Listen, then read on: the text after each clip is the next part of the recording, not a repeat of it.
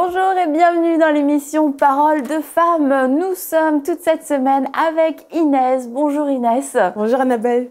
Bonjour Inès. Bonjour. Je vais pas m'en faire deux fois. T'as pas dit les prénoms. Hein. Aurélie et Mathilde. Tu vis un brisement actuellement. On parle avec toi Inès depuis le début de la semaine du leadership avec les valeurs chrétiennes. Comment toi t'as appris à grandir dans ton leadership et pas seulement avec l'école, ton diplôme d'HEC et ton expérience professionnelle. Comment aussi le Saint-Esprit t'a vraiment travaillé pour pouvoir t'utiliser pleinement dans ce que tu fais aujourd'hui. Et aujourd'hui tu es devenue coach de vie chrétienne. Coach de vie chrétienne, à la fois, c'est peut-être un travail qui fait rêver certains et qui laisse d'autres complètement perplexes. Genre, comme quand on dit je suis chanteur ou des trucs comme ça, c'est comme ouais, c'est pas des vrais métiers. Mais coach de vie, c'est un vrai métier? C'est un vrai métier. C'est un métier qui vient d'abord de Christ pour moi, je considère, parce que c'est lui qui te met la conviction dans ton cœur de faire la différence. Une personne qui est coach est d'abord une personne qui veut faire du bien, et pas du bien d'un point de vue charnel ou d'un point de vue séculier. C'est vraiment quelqu'un qui veut avoir un impact en fait autour de lui. Et moi, c'était vraiment un désir qui a commencé à naître vraiment quand j'ai commencé à être sauvée. Et c'était déjà là avant, mais ce n'était pas clair. Et de la même façon, qui dit coach, qui dit aussi prendre des formations. Moi, c'est clair que depuis que je suis coach, oui, c'est sûr que je l'ai été lorsque je travaillais en entreprise. J'avais pris pas mal de formations par rapport à ça. Mais il y a une double formation, à la fois séculière, mais à la fois aussi dans sa croissance, dans son intimité avec le Seigneur, dans le fait d'apprendre peut-être à mieux écouter. Être coach aussi, je crois aussi qu'il y a le fait d'être un métier, mais je trouve que c'est aussi un ministère. Parce qu'il y a des moments donnés, moi, je prends mon cas, c'est qu'il y a des clients, des fois, qui viennent vers moi, mais on n'est pas dans le cadre d'un coaching. Des fois, le Saint-Esprit va juste me dire, elle a juste besoin de t'écouter. Elle a juste besoin que tu l'encourages, ou elle a juste besoin en fait que tu lui donnes des paroles de bénédiction. Et je crois que c'est aussi un grand travail spirituel, un grand travail de vraiment laisser le Saint-Esprit faire la différence. C'est un peu comme quand tu fais du counseling, disons que tu es marié et que vous êtes un couple qui fait aussi du counseling. Il y a 3 personnes pour faire du counseling. Donc, il y a la personne qui fait le counseling, il y a la personne qui le reçoit, il y a le Saint-Esprit. Et je crois que c'est le Saint-Esprit qui fait tout le travail. Et je crois qu'un coach de vie chrétien comprend en fait que sa place est que le numéro 2. Le numéro 1 qui fait vraiment le coaching avant tout, c'est vraiment l'Esprit de Dieu, en fait. Après, oui, c'est sûr que nous avons notre expertise, notre expérience, notre façon de faire qui est peut-être bonne. Mais quand on comprend d'abord dans notre caractère et dans notre personnalité que c'est d'abord l'Esprit qui fait les choses, ça met toutes les choses en perspective. Puis surtout, la personne qui est de l'autre côté, ça lui donne espoir, en fait, que non, oui, elle reçoit peut-être un certain conseil, mais elle est convaincue parce que c'est l'Esprit qui convainc les cœurs. Et elle est convaincue que elle est convaincue, en fait, à rentrer non seulement dans son intimité avec le Seigneur, d'avoir l'approbation de ce qui avait été reçu, mais en même temps, ça lui permet de beaucoup grandir. Et aussi, au niveau d'être coach de vie, ce que ça aide beaucoup, c'est que je trouve que c'est un des meilleurs métiers pour travailler le caractère. J'aime beaucoup ça. Parce que je trouve que quand on est... J'aime beaucoup ça, parce que quand on est avec des personnes, je trouve que... qui dit qu'on veut être une influence dit aussi d'être rempli d'amour et d'être rempli de compassion. Et des fois, les personnes vont trouver que c'est un métier qui est glamour, alors que ça ne l'est pas du tout, parce que une personne qui est coach véhicule ses valeurs. Donc, qui dit que je véhicule mes valeurs chrétiennes, je me mets à contre-courant de certaines personnes qui ne partagent pas mes valeurs en Christ. Puis même des fois, quand on est aussi en Christ, il y a une certaine... radicalité que je vais avoir peut-être par rapport à une femme qui va peut-être travailler avec paresse au travail. Ce n'est pas parce qu'on fait partie du monde séculier que nous devons faire les choses avec médiocrité. Au contraire, il faut faire les choses on reconnaît un arbre par rapport à ses fruits. Donc ce sont des fois des conseils qui sont des fois un peu plus difficiles, et ça travaille ce caractère-là, ce caractère que des fois il y a certaines personnes qui ne vont pas nous apprécier aussi dans les conseils qu'on donne. Il y a des personnes aussi que même lorsque on peut peut-être bien s'entendre, du jour au lendemain, la relation doit changer. Mais ça ne veut pas dire que nous devons changer. Nous devons toujours garder notre standard, en fait, d'être un ministre de Dieu, une ministre de Dieu, qui est de toujours donner son amour, peu importe, en fait, la réciprocité qu'on a. Et surtout aussi quelqu'un qui est coach de vie aussi doit avoir aussi cette sensibilité de prier pour les personnes qu'elle coach. Ce n'est pas juste de donner un conseil par rapport à quelqu'un qui vient vers nous, c'est aussi de prier pour cette âme-là, parce que c'est une âme, en fait, avant tout, et de toujours avoir ce dessein de laisser vraiment Dieu faire les choses. Et c'est sûr que de ce côté-là, ce qu'on oublie, c'est que même si tu donnes un conseil, c'est une responsabilité de plus, en fait. Peu importe ce que cette âme te dira ou que ne te dira pas.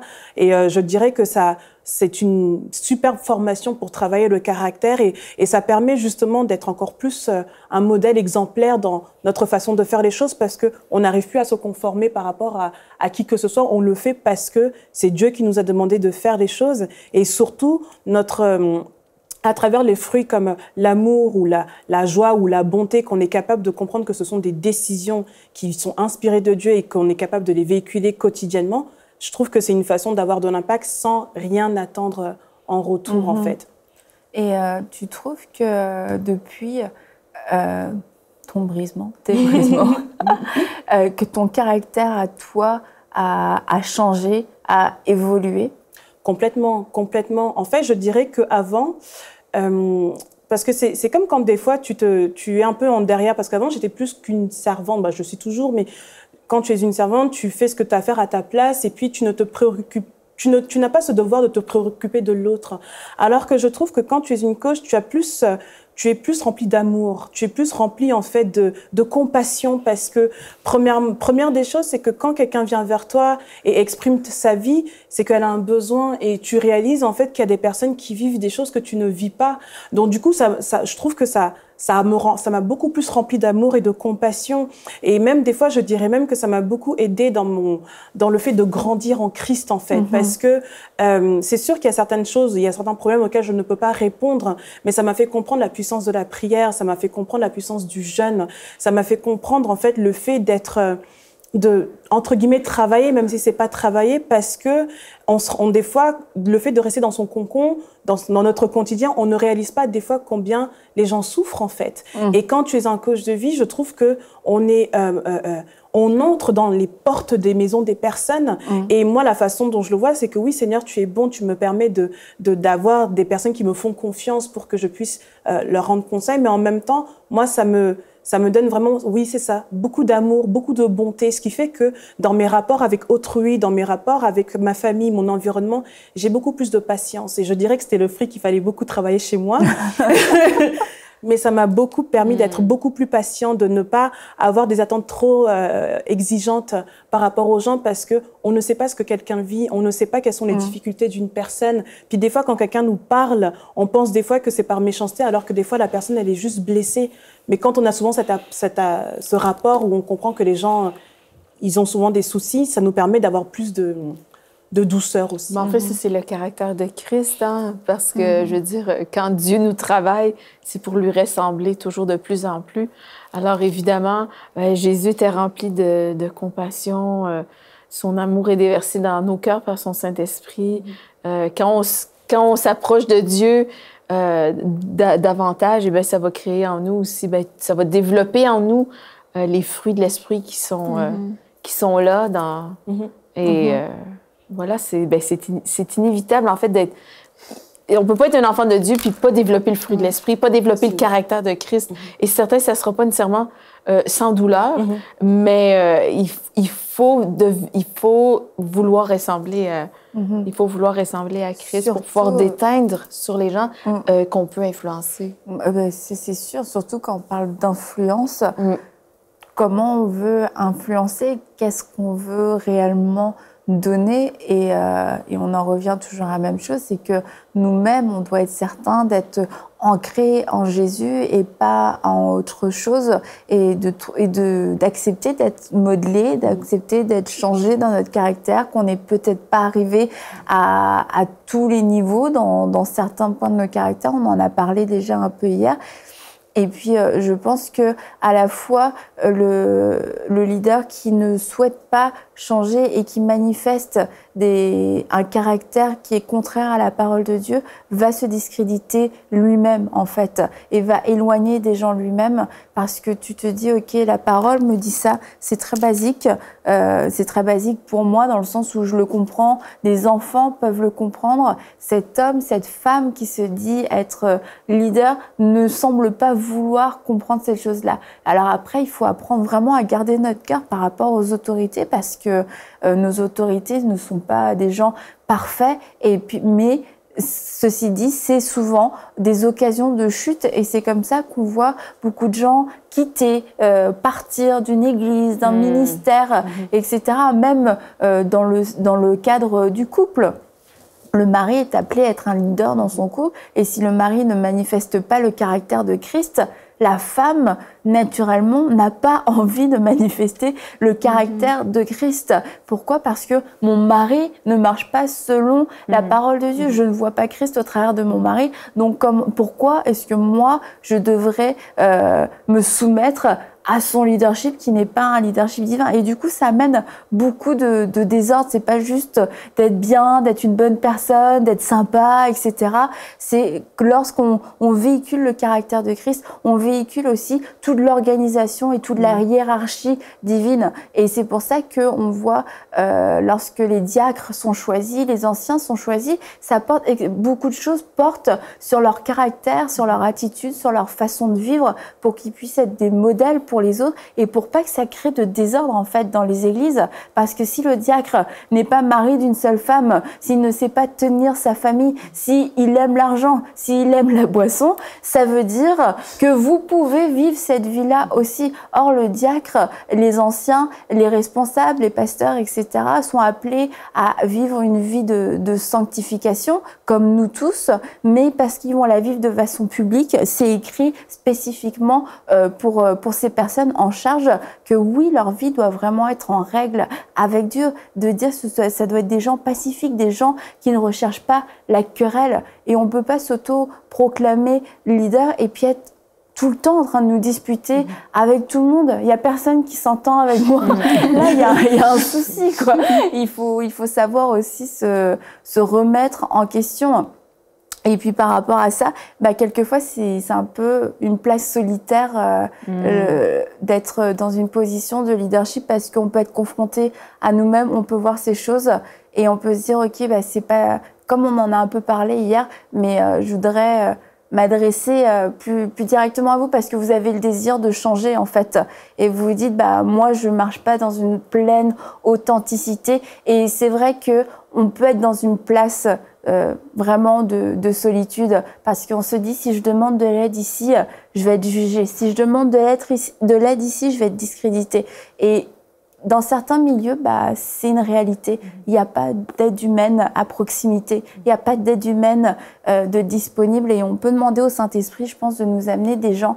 Mais avant tout, on va devoir apprendre tout simplement à dépendre du Saint-Esprit, à faire confiance, puis à lâcher ce genre de sécurité parce que avant tout, être un leader, c'est pas notre première identité. On est avant tout des enfants de Dieu et Dieu nous parle comme un père à son enfant. Et si on est constamment dans ce rôle, je suis un leader, en fait, on se positionne aussi comme ça devant Dieu.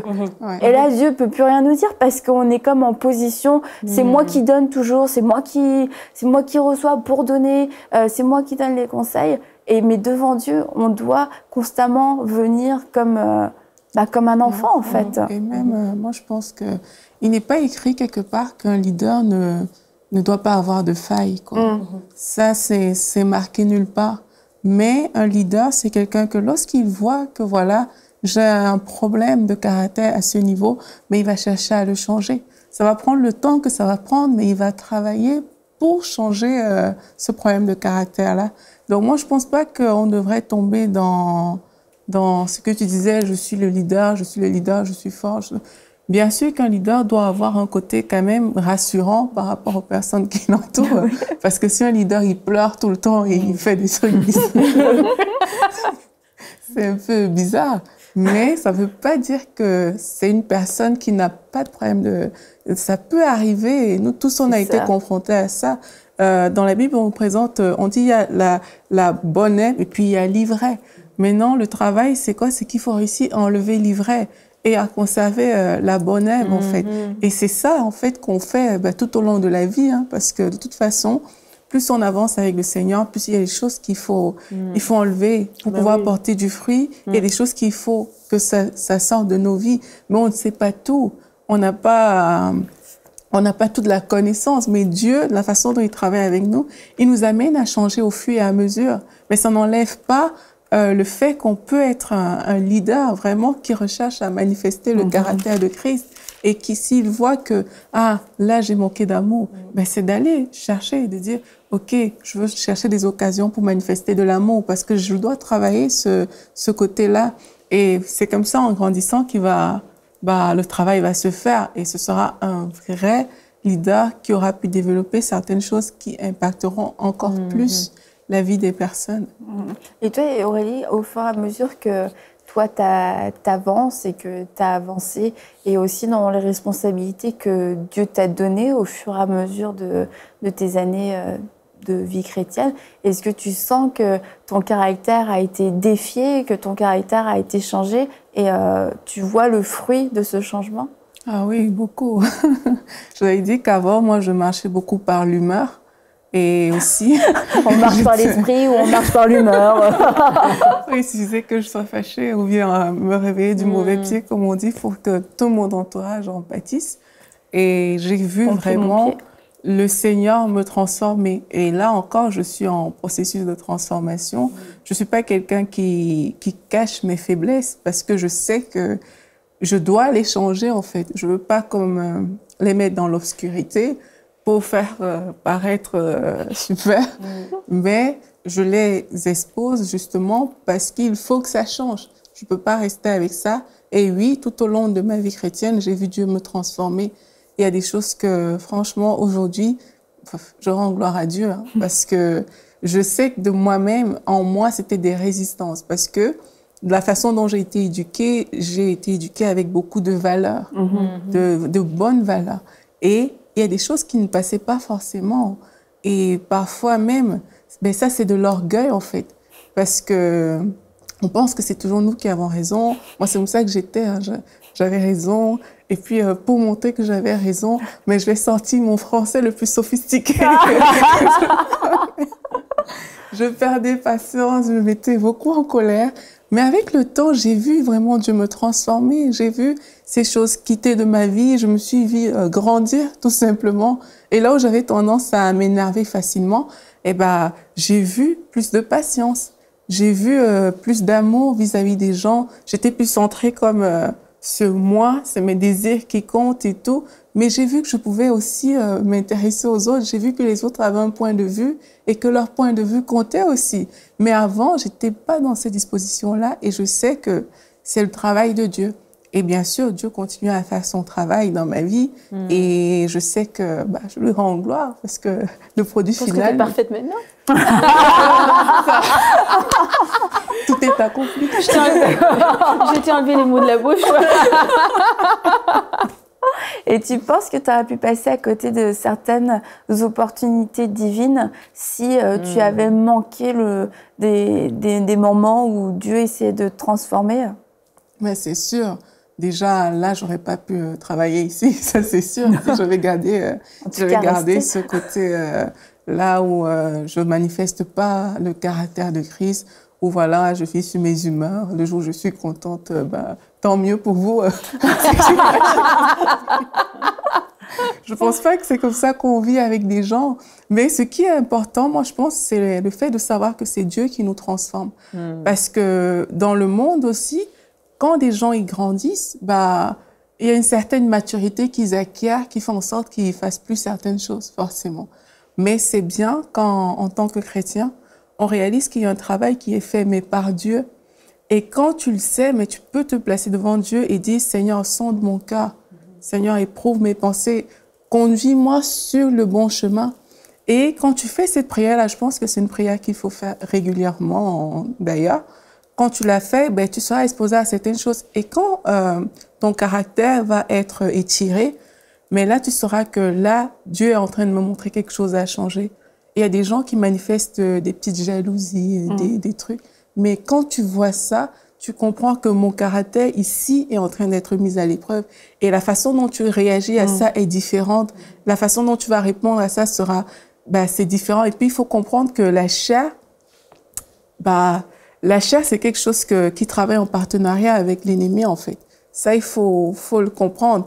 Et il faut identifier ça et se positionner directement dans son identité d'enfant de Dieu et se dire, non, je vais pas laisser que ce truc germe dans ma vie parce que ça, c'est pas moi. Moi, je dois manifester le caractère de Christ. Moi, je suis quelqu'un de patient. Je vais pas laisser que l'impatience vienne donner son mot d'ordre dans ma vie. Non, non, non, non, non. Moi, je vais imposer ce que je veux à mon corps, à mon âme et il n'aura pas d'autre choix que de se soumettre parce que je suis de Dieu. Donc, je manifeste le caractère de Christ. Et toi, Inès, dans le cadre de ton travail, donc, tu aides les gens et notamment des gens qui démarrent des entreprises ou qui veulent aller plus loin dans certains domaines de leur vie, qui eux aussi veulent avoir une influence. Est-ce que tu as déjà remarqué que pour certains, le frein majeur finalement, c'était pas des habiletés parce que ça ils en avaient, c'était pas l'argent parce qu'ils en avaient, mais c'était un problème de caractère? Mais complètement, et c'est vraiment très drôle que tu me poses cette question parce que... Hilarant. Non, mais c'est vraiment le cas parce que je te dirais que même moi, parce que même dans le cadre de mon travail, on s'entend qu'à des moments donnés, il y a des personnes aussi avec qui je peux semer parce que aussi une coach, il y a des personnes. Tu sais très bien que ce n'est pas le caractère qui a un problème. Des fois, c'est juste qu'elle peut peut-être pas investir. Donc, des fois, le Seigneur va te dire, cette personne, elle est disposée, donc tu peux faire la différence. Et au contraire, il y a beaucoup de personnes, personnellement, avec lesquelles je ne veux pas m'associer, parce que c'est qu'elles n'ont pas été brisées, ou du moins, même lorsqu'elles n'ont pas été brisées, leur dessein n'est pas de glorifier Dieu, en fait. Elles font les choses comme si on faisait les choses d'un point de vue séculier. Et c'est des choses que je discerne vite. Je prends un exemple. Moi, il y a beaucoup de femmes, en fait, avec lesquelles j'ai beaucoup travaillé. Ce sont pas des personnes qui m'ont prise en tant que cliente, c'est moi qui suis allée les chercher parce que j'ai vu leur cœur. Elles ont fait des choses, en fait. Elles ont commencé à semer. Soit, j'en pense à une particulièrement qui m'avait fait carrément tout un lookbook, en fait. Elle avait juste eu le désir dans son cœur de me faire un lookbook. Je veux pas dire de ça pour qu'il y ait un esprit de manipulation. On s'entend. Mais c'est que Dieu en fait, va parler à la personne et puis elle va avoir ce cœur de faire la différence parce qu'elle est humble. Non seulement pour comprendre qu'en fait, que ce qu'elle fait, ce n'est pas juste parce qu'elle a des talents, mais c'est parce qu'en fait, c'est Dieu qui lui a demandé de le faire. Et c'est quelque chose que je sens qu'on peut sentir très vite en tant que coach. Et au contraire, il y a beaucoup de personnes, en fait, qui peuvent aussi être meilleures même en tant que coach ou en tant que avoir une plateforme, mais le caractère n'est pas complètement brisé, c'est-à-dire que soit c'est un esprit d'orgueil, soit c'est vraiment une arrogance aussi. Des fois, il y a aussi une volonté, un esprit de contrôle, de vraiment avoir une domination dans sa façon de faire et de la reproduire en fait dans son environnement. Et c'est sûr que ce genre de personnes, que ces personnes viennent en tant que cliente ou en tant que partenaire, je mets un frein tout de suite. Parce que c'est sûr qu'il y a des personnes qui peuvent se dire Inès, elle est douée, elle peut communiquer ou quoi que ce soit. Mais si la personne ne comprend pas que d'abord, à la base, la personne en fait qui a mis ça en Inès, c'est le Seigneur. Puis en plus de ça, le Seigneur a brisé Inès en fait pour qu'on comprenne exactement que ce n'est pas Inès, c'est vraiment l'Esprit de Dieu en fait qui l'utilise vraiment pour glorifier son nom.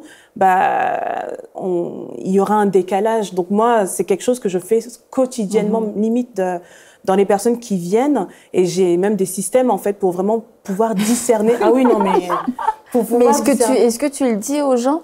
Écoute, moi je veux bien t'aider, mais je vois qu'en fait le premier problème dans ta vie, le grand frein de ta vie, c'est l'orgueil ou l'arrogance. Donc je peux te donner tous les conseils que tu veux, mais là de toute manière tu vas rien recevoir. Est-ce que quand tu le dis, quelquefois tu vois que les gens sont Ah, waouh! En fait, le truc, c'est que c'est sûr que je le dis, mais c'est toujours dans le comment on dit les choses. Dans le sens où... Genre, espèce d'arrogance? Non, peut-être pas, mais... Je prête ton assistante, Inès. Ouf! Mais c'est vrai que, justement, moi, dans ma façon d'être, je suis quand même reconnue pour avoir un franc-parler. Mais qui dit franc-parler, ce n'est pas de dire les choses de manière vulgaire ou de manière brutale. C'est de dire la vérité, mais de dire la vérité avec douceur, avec amour. Ce qui fait qu'il y a certaines personnes, et je leur dis de manière très naturelle, c'est-à-dire que quand la personne, elle vient vers moi et qu'elle me dit, par exemple, je voudrais qu'on travaille ensemble, j'aimerais qu'on fasse un partenariat, je lui réponds de manière très douce, mais je réponds de manière vraie. De manière à ce que la personne n'ait pas l'impression que je la juge ou que je la rejette, mais qu'elle comprenne que non, c'est juste pas possible. Puis en plus, quand en fait, disons ça c'est un premier abord, mais quand la personne, je sens vraiment que c'est un problème de caractère, je le lui fais comprendre. Donc ça peut être vraiment le fait de lui dire, écoute, moi je sais que Dieu t'a appelé vraiment à faire de grandes choses et c'est certain, le fait que tu viennes vers moi, ça montre ton désir de grandir. C'est juste que moi, j'ai discerné que dans ton caractère, il faudrait peut-être que tu améliores ça, ou que tu pries plus, parce que si tu ne pries pas plus, il y a un brisement qui va se faire et ça va te faire vraiment mal, en fait. Donc, je crois que c'est beaucoup de le faire avec tact et avec diplomatie, mais d'être vrai. De toujours être vrai. En fait. Et toi, Mathie, je pense que de toute manière, tu l'as aussi souvent vu dans le ministère pastoral, c'est que, bon, voilà... toi, tu reçois des choses, mais après, et que tu les donnes aux personnes dans le but de les aider, de les encourager, de les exhorter. Mais si ces choses-là ne sont pas reçues parce que le caractère de la personne ne permet pas de le recevoir, leadership ou pas leadership, il y a une limite? Oui, absolument. C'est certain qu'on a la permission de parler dans la vie des gens parce qu'on est un berger, parce qu'on est un pasteur.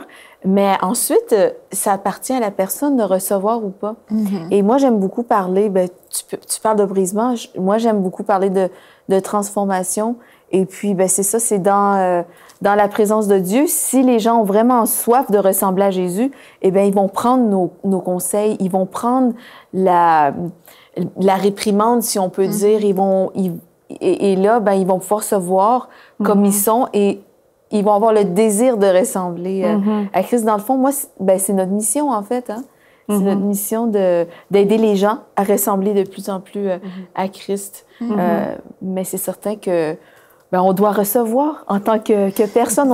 On doit reconnaître la personne qui parle dans notre vie comme étant un envoyé de Dieu, si tu veux. Et comme tu disais, Inès, pour commencer l'émission, on va finir avec ça, c'est qu'on doit comprendre en tant que leader qu'on est numéro 2. De toute manière, que le numéro 1, c'est le Saint-Esprit qui lui-même nous inspire et celui aussi qui va toucher les cœurs des personnes en face de nous. Le Saint-Esprit fait son ministère envers la personne en charge, mais il va faire aussi son ministère envers l'autre personne. Et c'est une chaîne complète et à la fois d'y aller avec nos propres forces, c'est faux, et de pouvoir aussi espérer convaincre les personnes et les changer par nos propres forces et nos bonnes idées, ça ne produira pas grand-chose, en tout cas rien qui aura un poids éternel et qui sera purement divin. Et donc voilà, j'aimerais vraiment qu'on puisse retenir ça pour cette émission, que en tant que leader, si vous êtes un leader, n'oubliez pas, vous n'êtes pas le numéro 1, vous êtes en fait le numéro 2. Et de connaître notre place, ça va aussi nous permettre de développer un leadership qui va être sain, qui dépendra entièrement du Saint-Esprit. Envoyez-nous votre témoignage à paroledefemme@enseigne-moi.com.